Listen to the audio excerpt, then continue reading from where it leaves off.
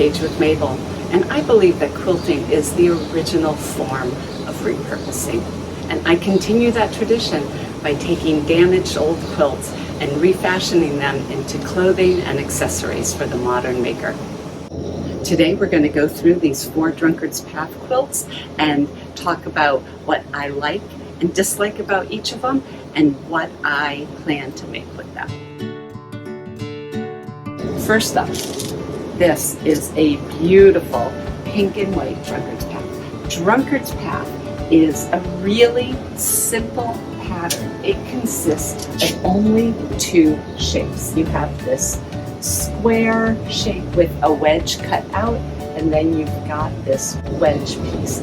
They're typically done in 2 colors, and by shifting the blocks and juxtaposing the colors, you come up with this really fabulous meandering path of a quilt. I absolutely love it. This quilt, the blocks, I believe are about 4, maybe even 5 inches, 4.5 to 5 inches big, which is a little bit bigger than typical. And the quilt has some staining.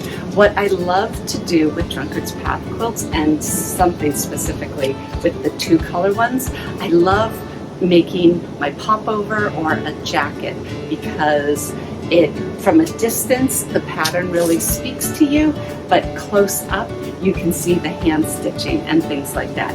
Also, symmetry is less of an issue when you're working with Drunkard's Path, so it's easier to cut around the stains or the damaged bits when trying to place pieces like pockets and collars on jackets. So that's what I love about this quilt.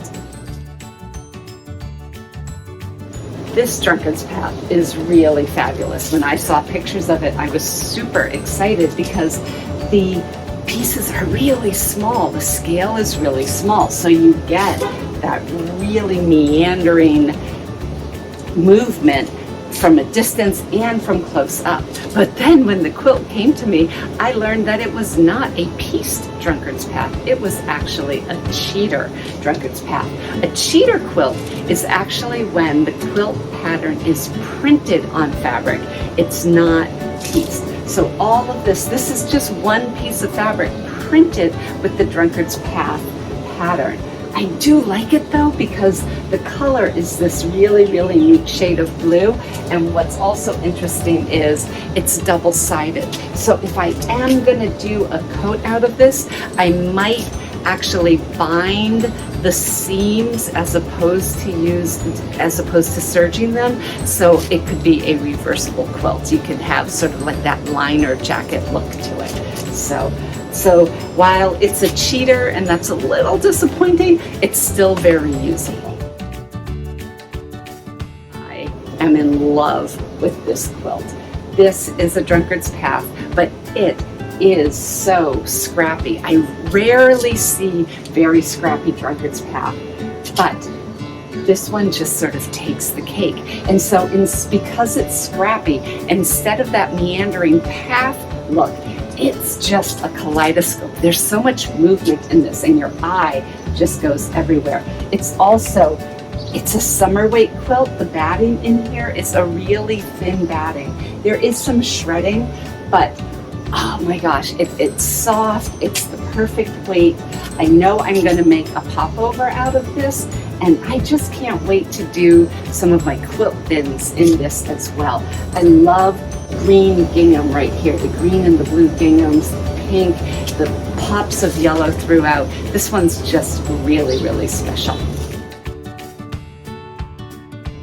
Last but not the least, this doesn't even look like those other quilts, does it? This is a Drunkard's Path where instead of creating the meandering path, the blocks are uniformly placed with the wedges coming together and the alternating fabrics so that each square looks like a circle or a bullseye.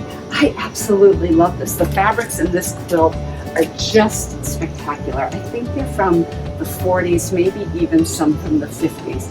It's super, super beautiful. This is a heavier quilt. The batting is a little bit thicker.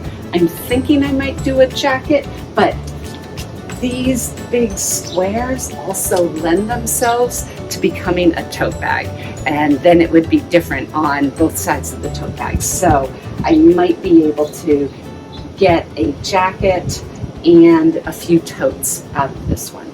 Absolutely love it. Drunkard's Path quilts are clearly my jam.